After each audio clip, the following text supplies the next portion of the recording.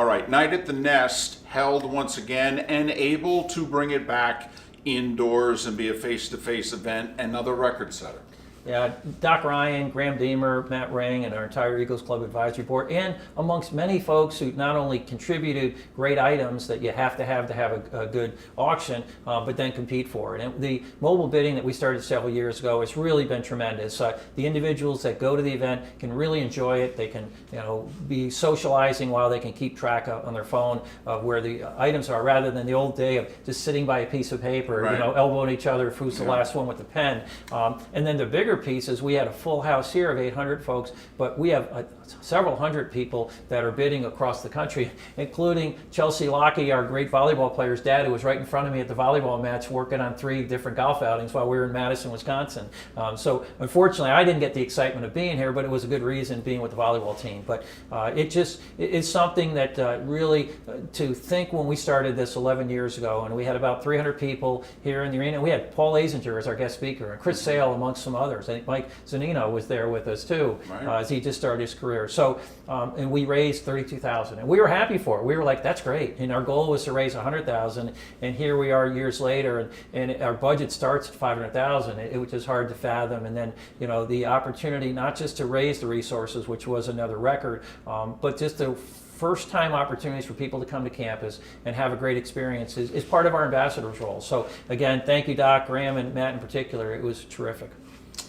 Some major donors, supporters of FGCU stepped forward once again this year. The Pickering family, this is not their first time making FGCU athletics better, and now deservedly the soccer field is named after them. Yeah, Larry and Suzanne have just been tremendous. They've developed a really close relationship with our head men's soccer coach, Jesse Cormier, and his wife, Amy, and really appreciated the women's side of it as well. And so we started our program I guess now 14 years ago. The hard part is we don't have a lot of land on campus. No. So I remember my first or second year, we played Ohio State in men's soccer, and I knew their head coach. They were ranked 5th in the country. We had a great win that evening. But before the game, he looked around and said, what a great atmosphere. So the beautiful weather and the sky and everything else. And then said, what a great field. And where do you practice? And I said, right here. And he said, now you have a women's team too? And I said, yeah. And he said, well, they must have a different field. I said, no, they practice and play here too.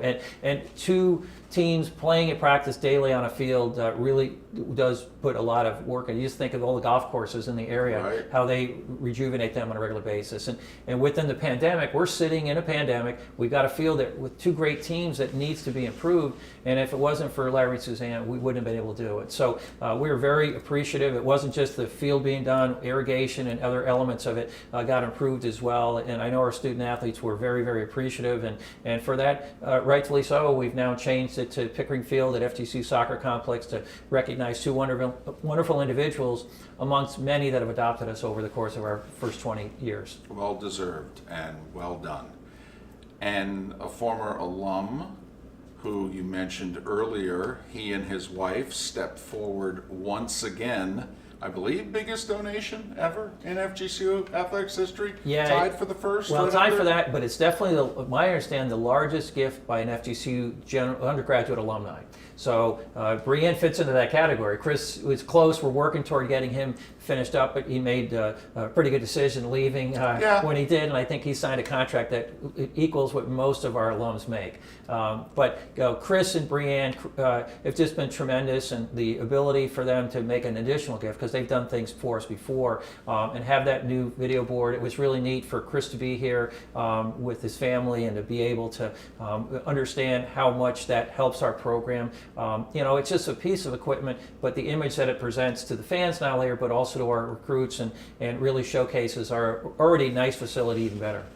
The charity work that Brienne has done, and obviously Chris, so proud to be an FGCU alum. He and Coach Toe, their relationship. And it's really been fortunate, I think, for everyone that he ends up getting traded to the Red Sox. They have spring training here. Except for me as a Yankee fan. Well, yeah. Exactly. Yeah. All right. And that's all right. You guys have done pretty well over the Yeah. years.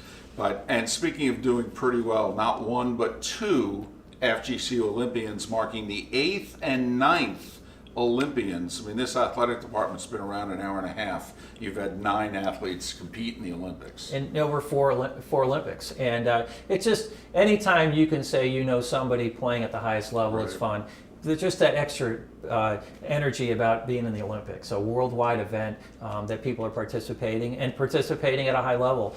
Petra in an event that I didn't even know they had, a mixed medley relay, and you've got her in the pool with there's 8 lanes, and she's the only, I recall, female going against 7 males. Right. You know, some of them gold medal winners in their particular event, which she was doing the breaststroke. So they set a national record, finished in the top 15 in the world, and just exciting. And I remember we over in the Aquatic Center, we have the flags and names of all our Olympians that have been there. And I talked to her about a year ago. She hadn't at that time made the team, and I just said, you know, really be neat to see if you could get your name up there. And she says, oh, I dream of that. So it was neat to be able to do that. She certainly has that covered, as well as here in Alico Arena. And then, you know, Julia, who was a really excellent player for us during her time, she transferred down here from Wisconsin and then went back home to her native Sweden and has been playing with their national program. And then for her, not only to make the Olympics, but to be our first ever medal winner, and not just a bronze. She almost won a gold. They got what you talked about earlier, penalty kicks, and it looked like they were going to win until those penalty kicks got stopped or made at the end. But they wound up losing to Canada in a great gold medal match, and she wins a silver. And so she's the first ever in a situation. It's been exciting. She's then continued her success. She wound up winning a championship just recently with the Washington Spirit in the National Women's Soccer League. So another first for her, another first for us, and we're just very proud of so many individuals, not all just athletes when they leave here, but they get us the national stage, and when people talk about Florida Gulf Coast as an alum, it's good for everybody. We miss anything? Wrapped up the fall. The winter's off to a great start in every single sport. We've had a Hall of Fame. We've had a video board. We now have a soccer complex dedicated. Olympians. Well, we have one other Hall of Fame, the ASUN Hall of Fame. So I alluded to a little bit of Chris making which he did. He made it before he made ours because we waited 10 years. But we have one of his teammates, and Richard Blyer. And so with Richard, it's really a unique situation to be in a position where, you know, he waited, I want to say, roughly 8 years. He was drafted, I think, in the 6th round by the Texas Rangers, and then was in the minors. I wouldn't say toiled because he was doing well, but he just couldn't get the right spot. Right. Then he became a lefty reliever, which, you know, as a Met fan, lefties relievers can stay a long time, with Jesse Orozco or whomever. Right. And Richard's really started off with the Yankees and then 3 solid years with the Orioles, and now basically back home. I believe he's from Davie in a position where he's playing for the Miami Marlins, and had another really good year. And I think overall he's like 12-4 with an ERA below 3 as a major leaguer for 6 years. And that plus being an ASUN Pitcher of the Year when he was the star and Chris Sale was the freshman back in 2008. And we were excited that he joined Chris and Brooke Youngquist-Sweat and Carmen Paez and Cheyenne Jenks, all contemporaries. They all played together here in those early days of Division I as our 5th ASUN Hall of Famer. So we're really proud of Richard and excited, and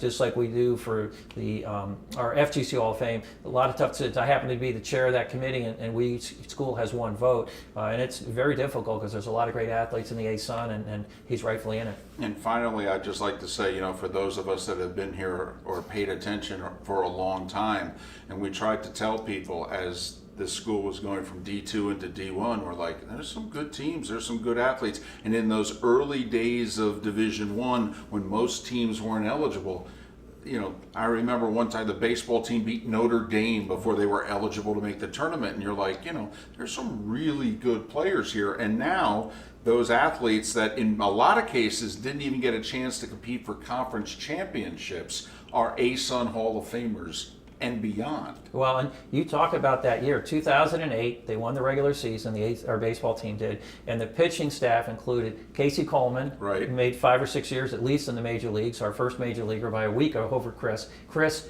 and Richard Blyer, right, and Pete Woodworth, right, who is now the pitching coach for the Seattle Mariners, who was all conference himself in his career. So, I mean, that's a staff that in any year could possibly take a team to the Deep College into World the Series. tournament team, Oh yeah, right. easily. And but they didn't have a chance, and that's just the way things were. But they got it going because of the success of that team. It helped our recruiting, and we've got a lot of other individuals that have followed up. So yeah, it's really been exciting. And then part of the Hall of Fame for this year with Richard going in was Jacob deGrom, perhaps the best pitcher in the major leagues right now, who pitched at Stetson, who's Chris's last game. He somehow got a home run off of Chris, but Chris wound up winning the game. We knocked off Stetson that day, and Chris was the winning pitcher, and Jacob deGrom was the loser. Probably gave up more runs that day than he did all season for the Mets. That's true. Yeah. That's a very good point.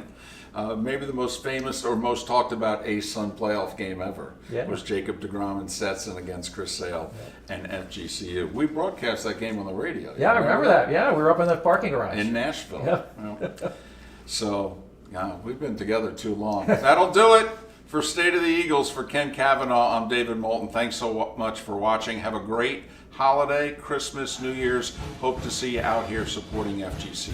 Happy holidays, wings up, God bless, and go Eagles.